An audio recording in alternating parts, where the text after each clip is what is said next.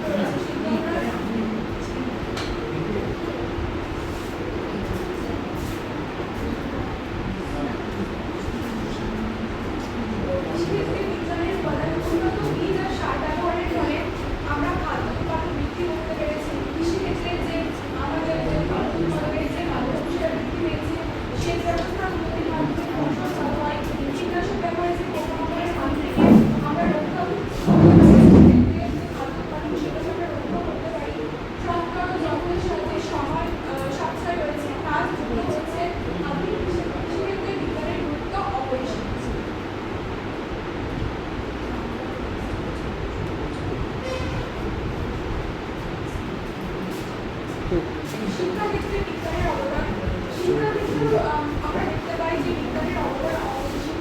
Smart class, digital বোর্ডের মাধ্যমে class, smart ক্লাসের মাধ্যমে আমরা ছাত্রছাত্রীদের বিভিন্ন জিনিস শেখাতে পারি, দেখাতে পারি, শেখানো শুরু করে দেখাতে পারি, যেগুলো আমরা দেখানোর মাধ্যমে ভালোভাবে পড়াতে পারি।